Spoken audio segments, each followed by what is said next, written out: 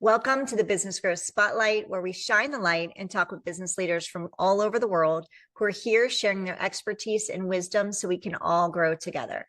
I'm your host, Heidi Schalk, co-founder of HLH Growth Solutions, where we help businesses scale using visibility and automation strategies. If you're new to the podcast, welcome. I'm so excited to have you here with us. And I'm excited to dive in with my guest today, Steve Smith with Gross Source Coaching. So welcome, Steve, to the podcast. Heidi, thanks for having me here. I'm excited. I think we've been chatting a little bit behind the scenes, and I really believe we're going to have a fantastic conversation. I just love your energy. So I'm looking forward to it. Me too. So Steve, kick us off and tell us a little bit, please, about yourself, about Gross Source Coaching and your role within it. Okay, I am a dyed-in-the-wool business guy. I have been in business over 45 years, and for the last 18 of that, I have had this executive and small business coaching company called Growth Source Coaching. And I provide the primary coaching service for that. I work individually with folks, but it really spans just about, I've operated in just about every industry and just about every continent.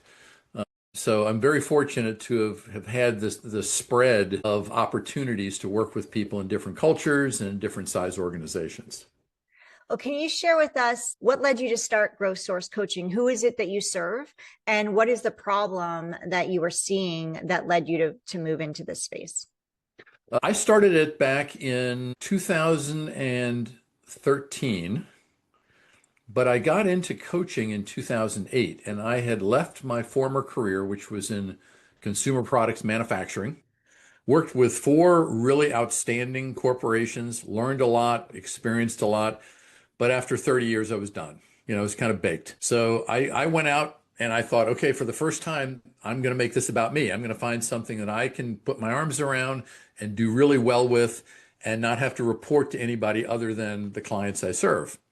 And so I went through networking, which interestingly enough, in very large structured corporate type of industries, sometimes there's very little or no networking because all the clients, all the competitors are known quantities. So you don't really have to do this kind of, going to coffee meetings and lunches.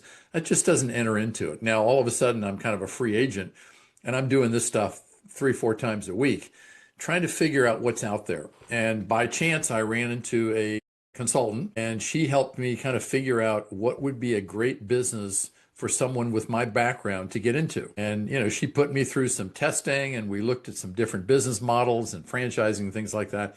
And I bought into a very small startup coaching franchise and loved every minute of it, spent a ton of money on it. It lasted for 2.5 years and the company went bankrupt. And so after that, I had to rebuild. And so that's where the company I have now came from. And even though it was kind of a tumultuous time, best thing that ever happened to me. By far, there is no way I would be where I am today if I had stayed tethered to that franchise outfit. Yeah. So that's kind of how I got into it. The businesses that I serve kind of fall into three camps. And I didn't engineer this. They just kind of showed up that way. But I work with professional service organizations. It could be law firms, CPA practices, engineering firms, very, very small type items. I work with a lot of commercial B2B companies, trade groups, plumbing companies, electrical firms, things like that. And then on the top end, it's industrial, warehousing companies, small manufacturers, things of that nature. So I really like the gritty side of that large one, but there's less of those than there are the other guys. So it doesn't matter as long as they come to me and they're like really earnest about wanting to change what's going on with them in the moment, then they're a great client. And the thing that I find for most of them is along the way, it doesn't matter whether they've been trying it for a year, 18 months, or they've been in it 20 years. At some point, they all start going on autopilot. And if they stay in there too long, they start getting disconnected from the day-to-day. And it's not like the business falls apart. Sometimes the business actually runs better when the owner's not in there, pecking around and telling everybody what to do every 5 minutes. The problem is they start losing their sense of purpose. It's like, what's happening here? I'm not retired. I don't have any plans of retiring, but I feel like I'm on the outside looking in. And so a lot of it ends up starting out as kind of mindset work, trying to get them reattached to the fire that they built when they first started the whole thing and redesign what the purpose might be today. Because, the purpose when you start or you're 6 months in, it's not the same as the purpose 20 years later. But for most people, they start to lose that sense of why am I here? And the drifting effect that takes place just accentuates it. Yeah, I can see how people can lose their sense of purpose after so long. Like this is their baby, right? And at the beginning, Hmm. they're highly driven. There's things that need to be accomplished in order to keep that baby going, keep the business, the Yes. baby fed and evolving and growing. And then 20 years in, you've built this team and it can kind of feel like it's got away from you. And you're just like, why am I doing this? Like, in coming back to sense of self, coming back to sense of purpose and reinvigorating that light, that passion, that drive that they initially had. And like you said, it's going to change. There's going to be shifts, but sometimes I'm guessing that they don't know how to find that. Well, one fairly common mantra that you hear, that the business gurus of the world talk about this, and is, continue to grow and delegate and develop your people and eventually work yourself out of a job. Now, that's kind of a metaphorical thing for get out of the way and let the people that you've hired and trained do the work for you. But a lot of people resist that for that exact reason. If I work myself out of a job, what am I going to do now? And they don't think of it metaphorically. They think of it, oh my God, I'm not going to be in the office most of the week. And so at some point, people stop reacting to me as the owner. They're taking their direction from the GM or some other guy, the supervisor, somebody that's running the day to day. Mm. So my next question for you, and I'm wondering if you fully answered it, is what are the most common growth ceilings that you see in mid-sized businesses? Is it this piece or are there others? A lot of times there are infrastructure limits. At some point, the owner has tuned up the business and they're kind of running on maximum tilt. Sometimes it's a little beyond that. They've got, their capacity in terms of people and in terms of facility, space, and things like that.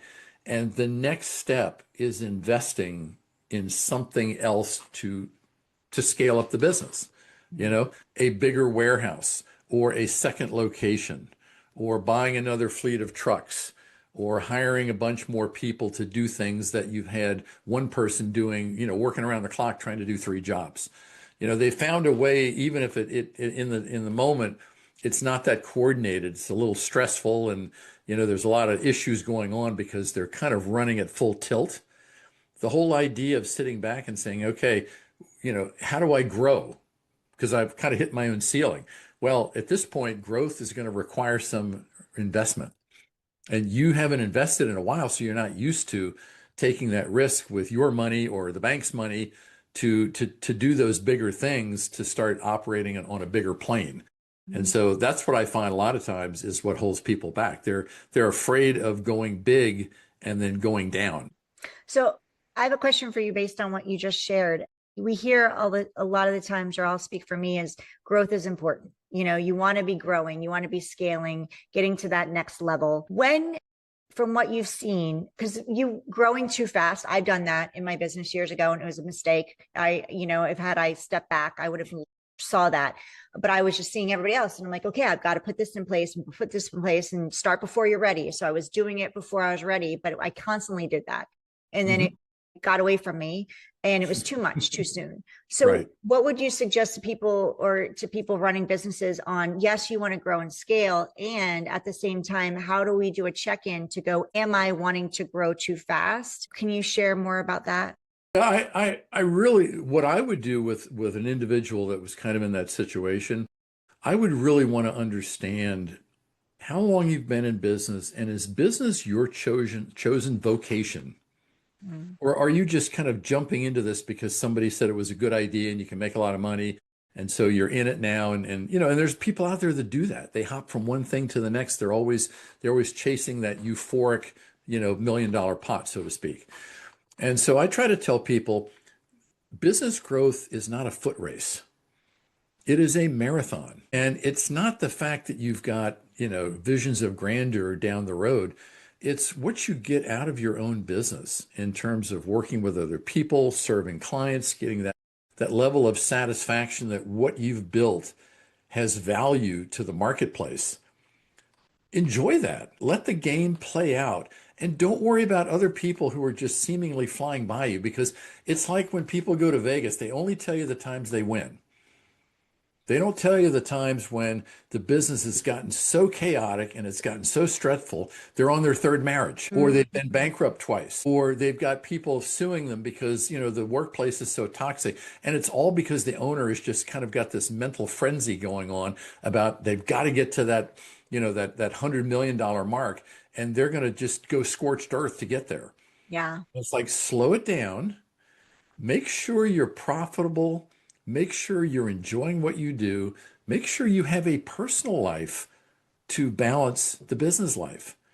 That's what ultimately the people that finally wake up to this kind of stuff, they realize, I was just going after the gold all the time, and I never sat back and recognized how fortunate I had. I had a nice family, lived in a nice place. I didn't really want for anything. Enjoy that part. Yeah. Let the business grow as the market dictates. And at some point, you might have to make a course correction because what you're doing might have gotten saturated. And, everybody needs to go through that process. But just being on this, breakneck speed of, I've got to have this location, I've got to do this, and all this stuff is all kind of mapped out on some calendar. Most of the time, people just suffer and burn mightily over doing stuff like that. Yeah. Now, there are exceptions to the rule. People like to refer to, Elon Musk, because he's the richest guy in the world and all he's maintained. Well, if you ever watch some of his podcasts and read some of the books that have been written about him, he literally lived in his plants. He slept under his desk. He spent 20 hours out of a 24-hour period in job mode. I don't know anybody that's like that. Doesn't mean that what he's doing isn't right for him. For the vast majority of people who just want to have a good, respected business that pays them for their efforts, they're not wired that way. Don't try to be somebody else because you think what they're getting is better. Yeah. So good. So do you have, Steve, a core framework or system that you apply when helping businesses scale or grow? Can you walk us through that at high level? Yeah, what I like to do is make sure that the owner understands kind of the health and the viability of the model they currently have in place. So one of the first things I'll ask them to do is create me what I call create me an org chart. Just lay out what's there now, who you have doing what, and then create a future org chart. 3-5 years down the road, when this thing is bigger and better as you've told me you want it, what does the organization need to look like to support that? Most people don't ever think about that. They just kind of figure it'll come along, and sometimes it does. All right. But what I really want them to do is get in touch with what that looks like. Because a lot of times when business owners attempt to scale and the scale doesn't work, primarily it's because they spend so much time trying to get the new baby up and running, they neglect the foundation that they came from, and that foundation isn't built as well as they thought. So they're either pulling money out of it, they're pulling, labor out of it. And so while they're trying to get the new piece up, the bottom, the other one's kind of decaying a bit. So what I always want them to do is look at everything that they have in front of them and say, can this business you've built, that you spent X number of years trying to do, can it withstand what scaling is going to do to it in the short term? And if we find cracks, go in and fix them. Yeah. Go in and find ways to not make that the thing that pulls down the whole organization, because now you've got a ton of money from either investors or the bank, and you've committed yourself, and now you're looking in the rearview mirror and saying, oh, I don't like what I see.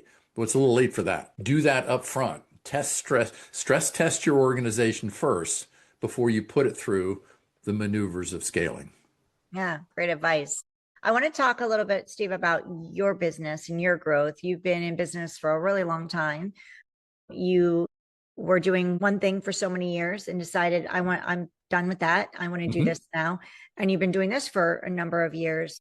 So how are you finding the businesses that companies that, or how are they finding you in order to utilize your services and we'll help them grow. How is your business growing visibility wise? Like, what are you doing to get out there so that they find you? Like lead gen wise, let's talk about Right, right, right. Okay. When I first started this up, I went out and looked in the marketplace and I said, who am I competing with? And there are a lot of coaching companies out there. There's a lot of solopreneurs. There's regional companies that have coaching in addition to other professional services. They've kind of wrapped them in a bundle. And then you have your mega franchise organizations that are usually promoted by, some guru that has been around forever and they're the spokesman. Okay, so that's kind of the way this whole industry is tiered. And one of the things I started thinking about was, how am I going to get out in front of people who are looking for somebody that does what I do? And so like everybody else during that time frame, I went out and signed up for every business directory and social media platform I could get on. At one point, I had over 54. It was crazy. It was nuts.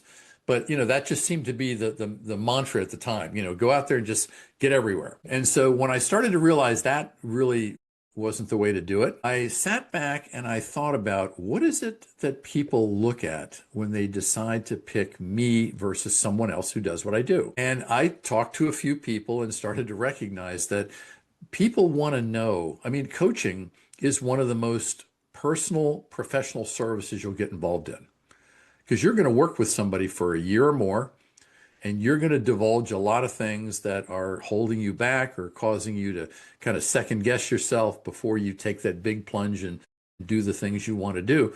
And you've got to know that you can work with an individual before you make that decision. So I went out and I looked at all my competition in Orange County because that's where I'm located. And I found out that almost nobody out there was doing any kind of videos.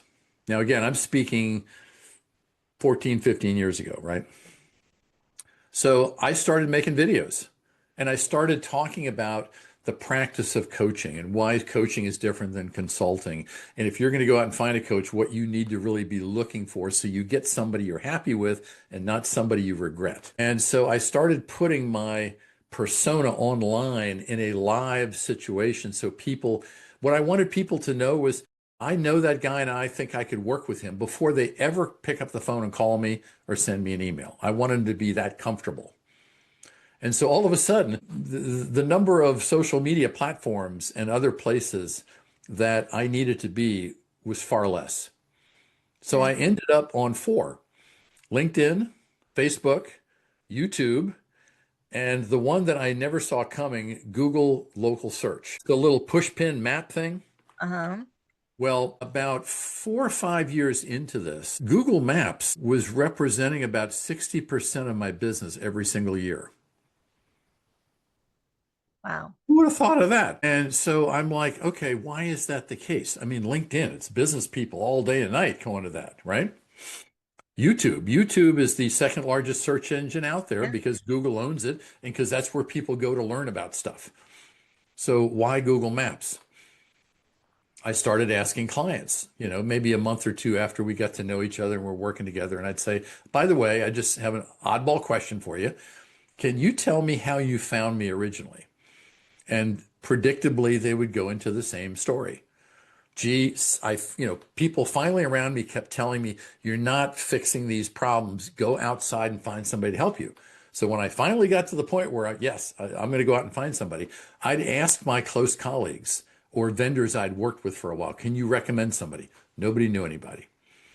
Then I'd go around, my executive team, my HR, do you know anybody that does executive coaching? No.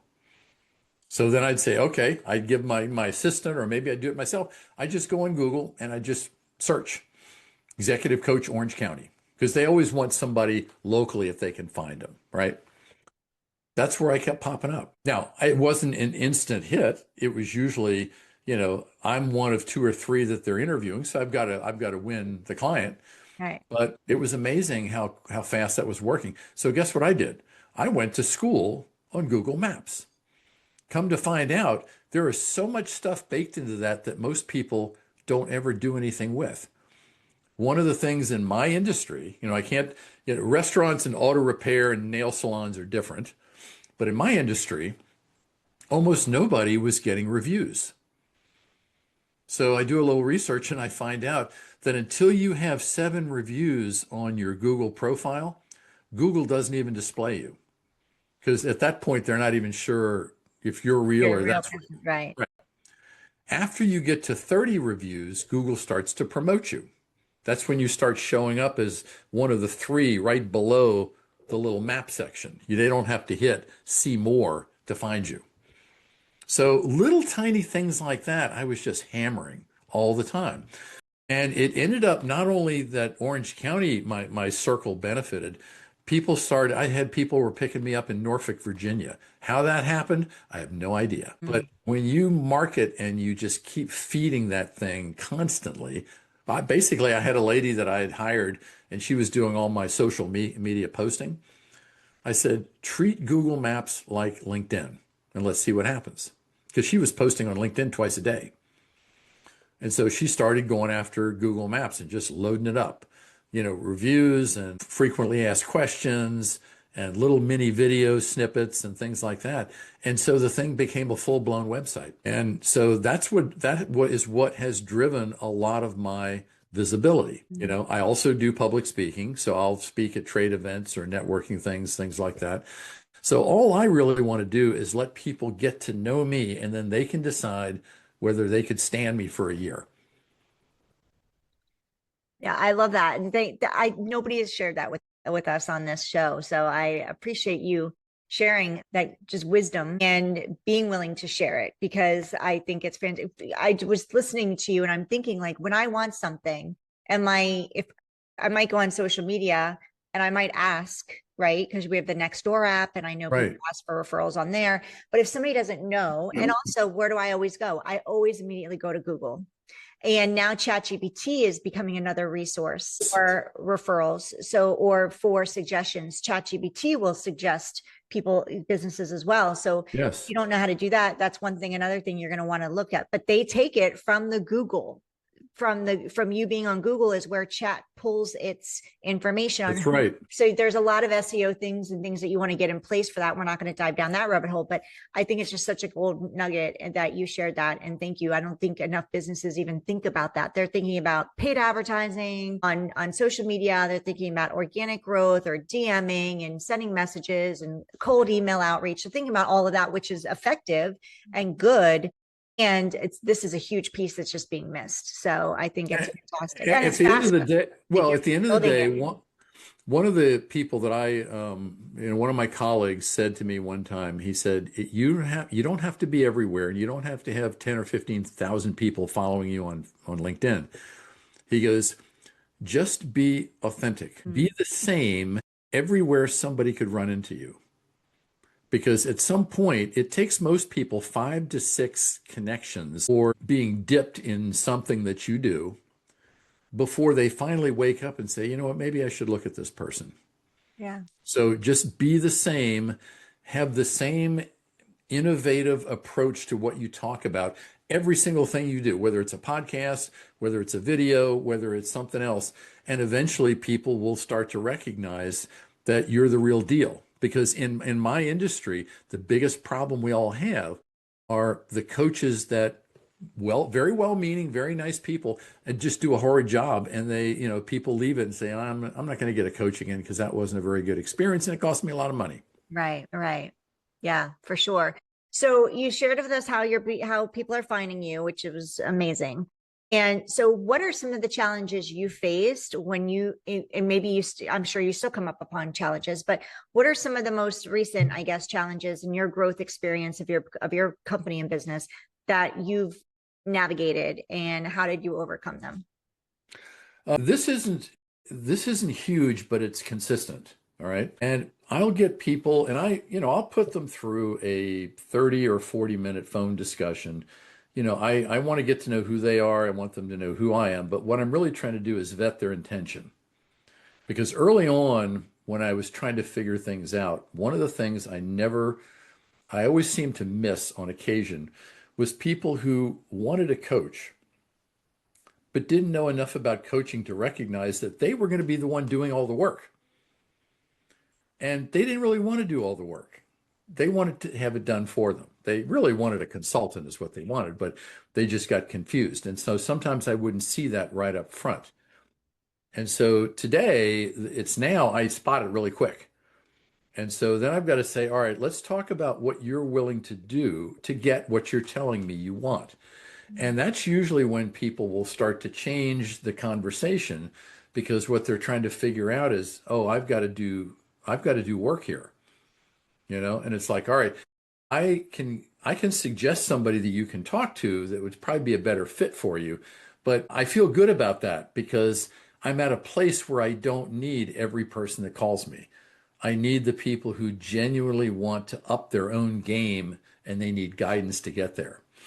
But other people who just want the instant formula and want somebody else to execute it for them, it's not anybody I want to work with. But there's a lot of those out there. And sometimes people that have the largest amount of financial resources are the ones that just want it fixed quickly and then move on. And so, I've really had to kind of watch who I say yes to.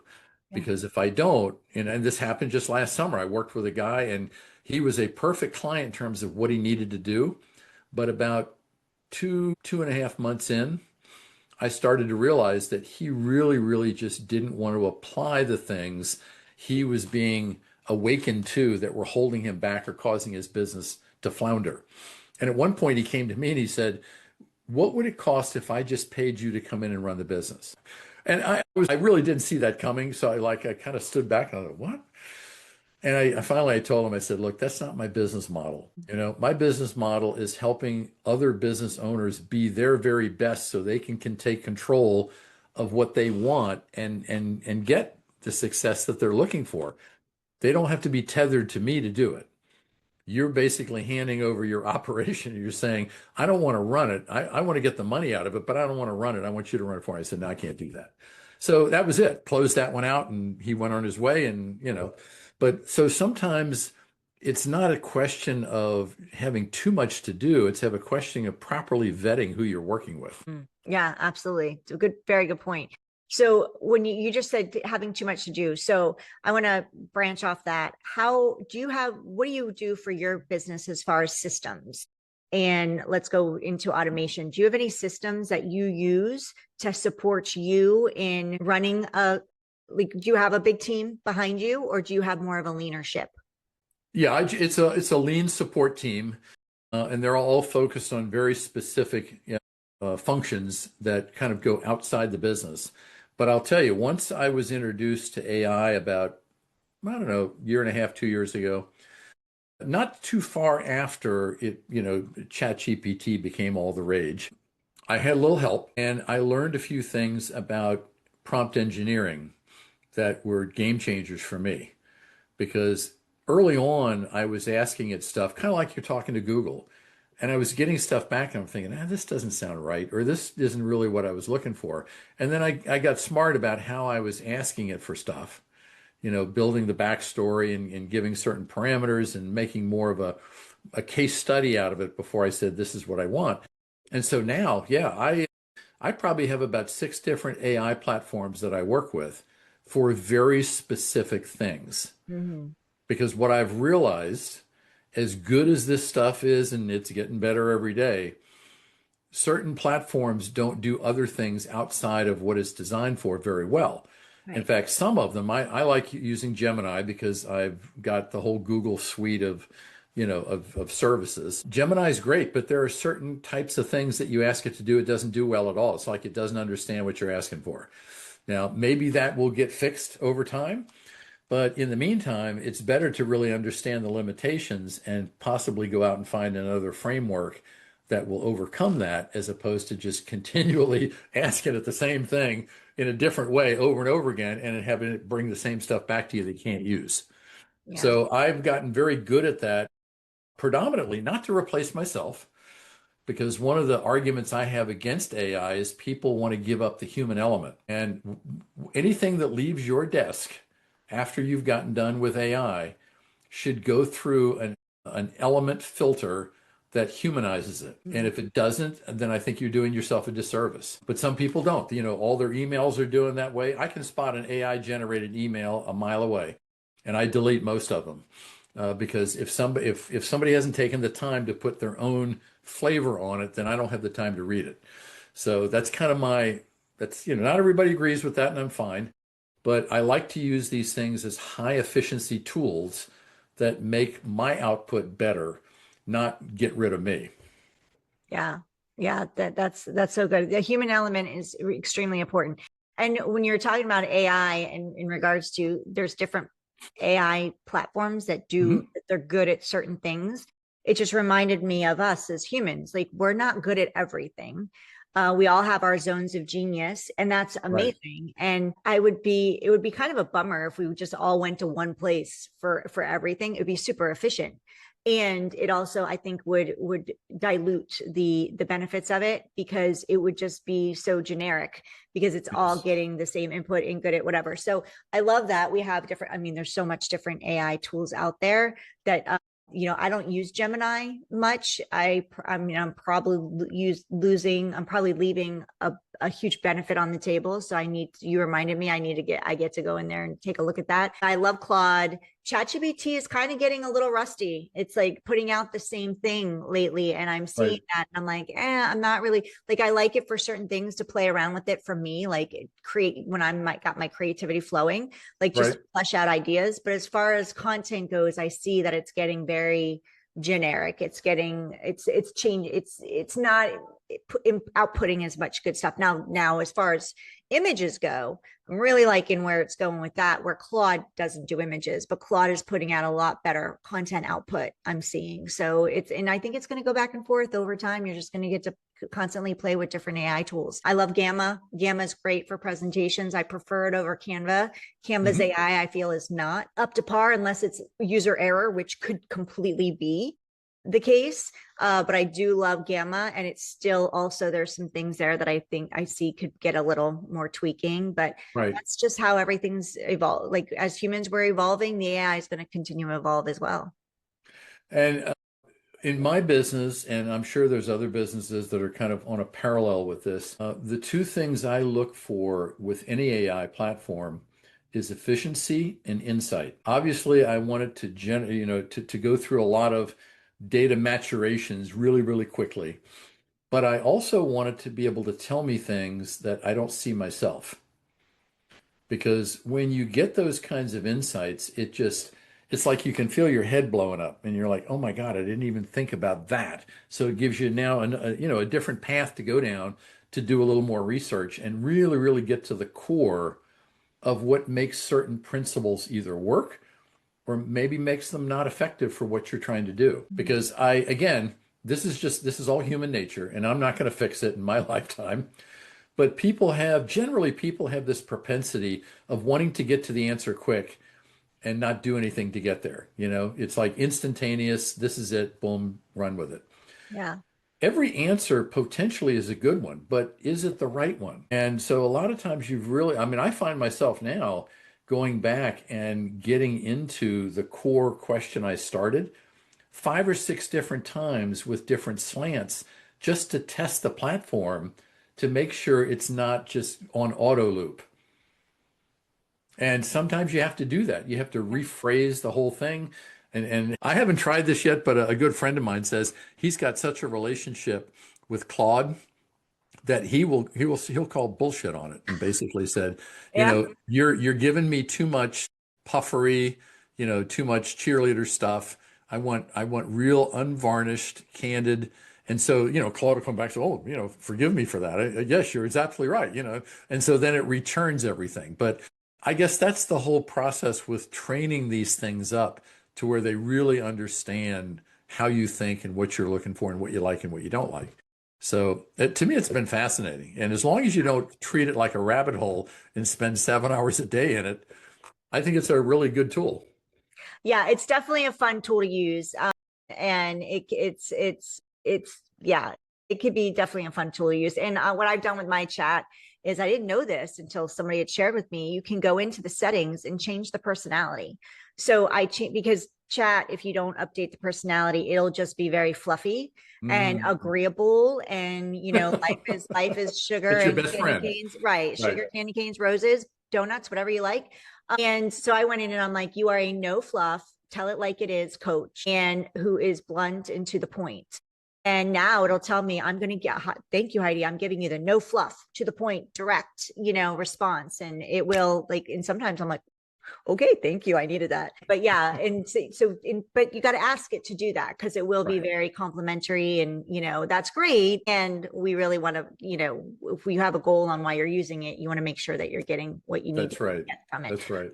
So real quick, I want to wrap up, because I know we're on a timeline and I don't want to overtake your time. Steve, if I could hand you a magic wand and you can wave it over one challenge or issue that you're having right now and go poof, take it away, what would that be and why? The big challenge that I'm having right now, and it's of my own making, all right? A lot of people that do what I do, they promote the business as it's a business, but I'm the key player. And so after a while, the personality of the individual and the brand itself just kind of becomes synonymous. So when you're looking to expand and bring on maybe another partner, or maybe even sell the business to someone, you've got to be able to find somebody that's just like you. Now, admittedly, that's all in my head. And there's probably people out there that could take this thing and just fly with it and do stuff that I've never been able to do with it before. But people call up, and especially if they've gone and looked at things that I've put out there, or they know somebody that I've worked with, they already have a preconceived idea as to what they're going to get. And that's good, because that tends to, speed up the whole process of winning them over and getting them to join up. But by the same token, it's made it extraordinarily difficult for me to find capable people who can come in and take on the metal of being like me, so I can preserve the brand. Because if you get too many people that it doesn't mean you can't have a different personality, but you have to have the same thinking approach about business and about professional development within that. And I know a lot of great people that have the coaching, they have it on their business card, but they're so far off in left field about one particular thing that just excites them.